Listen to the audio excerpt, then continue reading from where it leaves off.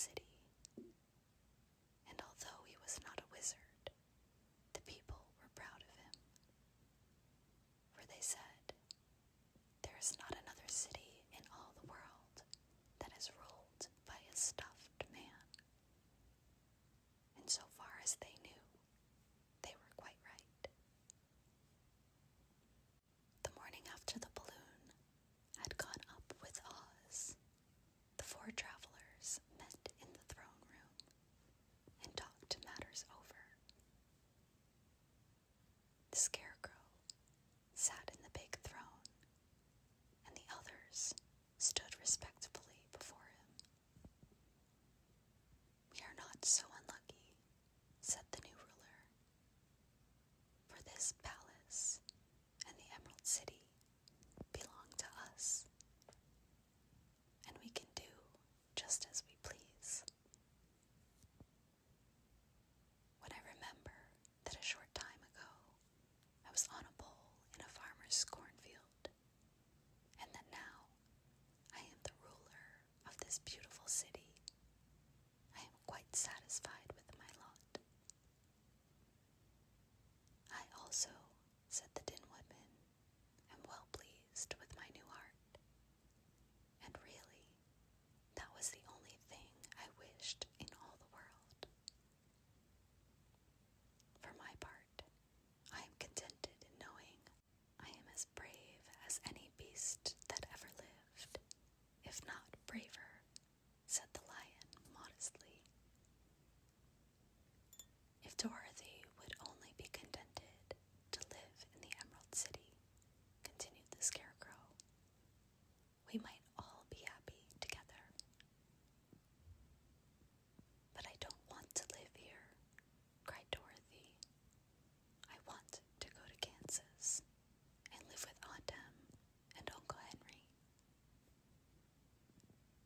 "Well then, what can be done?" inquired the Woodman. The Scarecrow decided to think, and he thought so hard that the pins and needles began to stick out of his brains.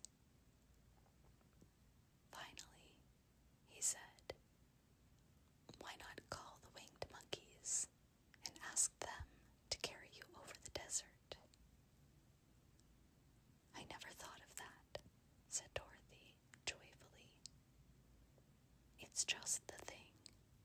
I'll go at once for the golden cap." When she brought it into the throne room, she spoke the magic words, and soon the band of winged monkeys flew in through the open window and stood beside her. "This is the second time you have called us," said the Monkey King, bowing before the little girl. "What do you wish?" "I want you to fly me to Kansas," said Dorothy. But the Monkey King shook his head. "That cannot be done," he said. "We belong to this country alone and cannot leave it. There has never been a winged monkey in Kansas yet, and I suppose there never will be, for they don't belong there. We shall be glad to serve you in any way in our power, but we cannot cross the desert. Goodbye." And with another bow, the Monkey King spread his wings and flew away through the window, followed by all his band. Dorothy was ready to cry with disappointment. "I have wasted the charm of the golden cap to no purpose," she said, "for the winged monkeys cannot help me. It is certainly too bad," said the tender-hearted Woodman.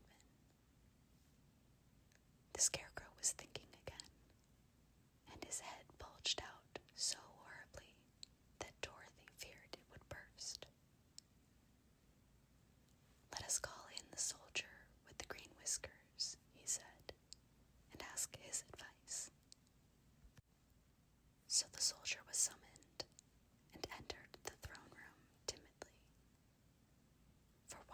Claus was alive, he never was allowed to come farther than the door. "This little girl," said the Scarecrow to the soldier, "wishes to cross the desert. How can she do so?" "I cannot tell," answered the soldier, "for nobody has ever crossed the desert, unless it is Oz himself." "Is there no one who can help me?" asked Dorothy earnestly. "Glinda might," he suggested. "Who is Glinda?" inquired the Scarecrow. "The Witch of the South.